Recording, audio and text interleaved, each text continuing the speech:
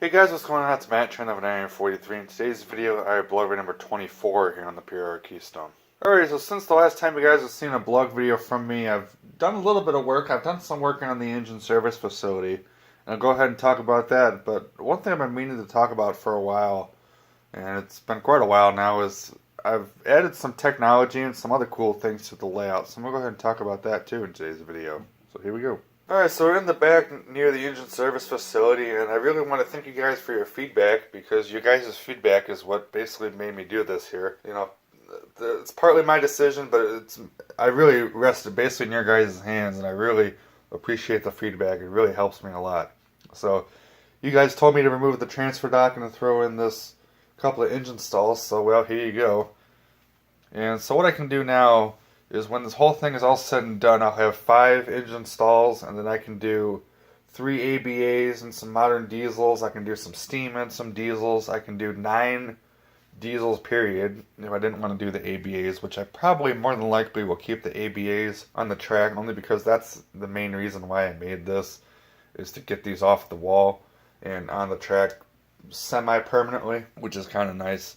Now, if I get more, of course, that'll be a different story, but for right now, we have it this way. But it's pretty good. I still need to wire everything and finish some of the track. I need to finish the switches and some other things, but it's getting there slowly but surely. And I do like it a lot, and it's really coming along pretty nice. Alright, so as far as what I need to do over here, I need to buy some switches. I need to buy the switch for here, the switch for here, the switch to connect it to the main line, and then I need to buy the switch for here so I can connect these other 2 spurs that I just showed you.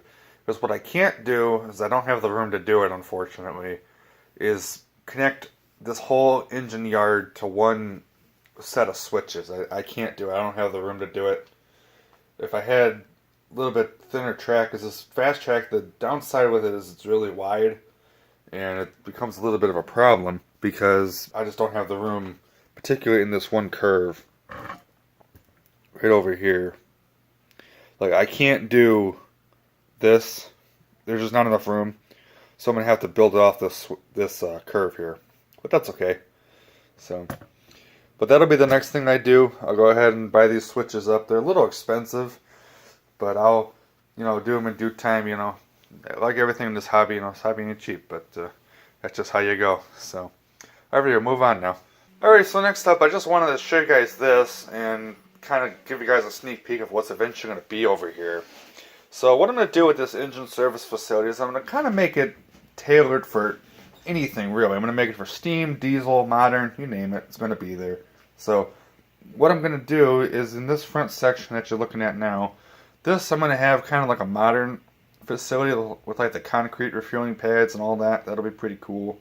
And then if I lift the tripod up, back there where those diesels are, I'm going to have that kind of be like the steam section.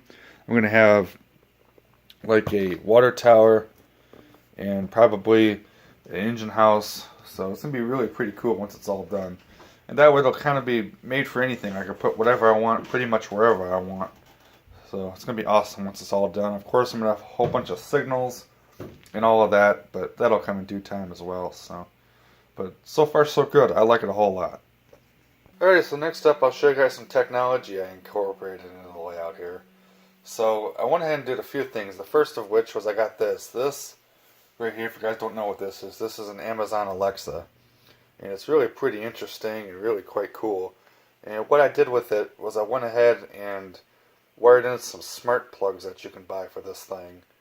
And what's nice about it is I can turn on and off the trains, I can do the workbench, and a whole bunch of other things with it. It's really pretty nice, and it adds another layer of fun and variety to the layout. And I have to thank a YouTuber for this idea. The YouTuber guy is Max Railroad, and if you guys haven't heard of him, check him out. He's got a great video series he has. And he has one of these systems, and he uses that to turn on and off his trains, which is pretty cool. And for that matter, on my control panel, my power strip is near the bottom, and I don't even turn it on and off. I just use this little device over here, which is pretty cool. I have it hooked up to a speaker because the speaker in this is a little tinny, but it works okay for what it is, and it's really pretty nice. So figured, you know what, why not add something fun to the layout? So pretty cool. Alrighty, so next up I'm going to show you guys some new items I added to the layout. And this stuff is really, really cool and awesome in my opinion. So right here we have this. This is a Mark's Copper Queen set based on the New York Central Mercury. And it's a beautiful, beautiful train. And if I have my dates right, this is from 1940. So it's 78 years old and it's a beautiful, beautiful train. I have this. I have a Gerard whistling station. Has some accessories, an RW transformer from Lionel, and a whole bunch of track. And so this is a set that belonged to my grandfather when he was a kid.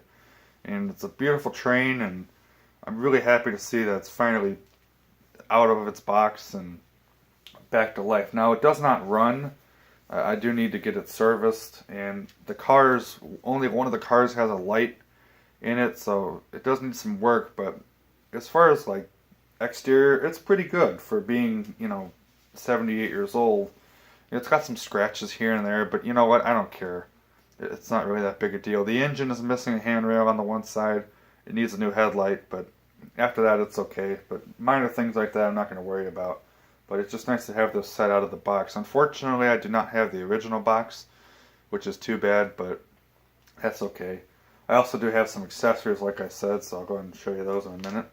But this is really pretty cool, so what I'll do is I'll eventually go ahead and get this looked at and fixed, and then one of these days I'll go ahead and run it for you guys. Beautiful train. Alrighty, next up we have some accessories that came with the set, and then this is my favorite, I think, of the bunch. This is a Mark's Gerard station, and this is a really cool building. Now this is the unlit version. They made a lit version and an unlit.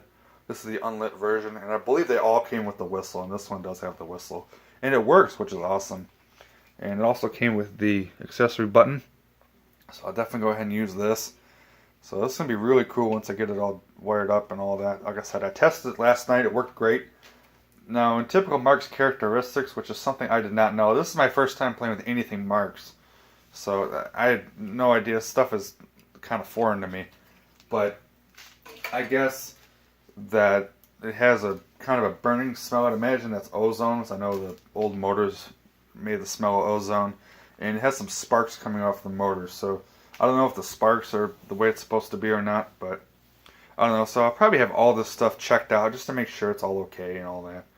But I think this is from the 30s, so I mean, give or take, this is like 80 years old, and it's amazing to see that still works. Now it does need some new screws for the top, but as you can see, it's in pretty darn good shape. I mean, it's got some marker or something up there, but after that it's in great shape.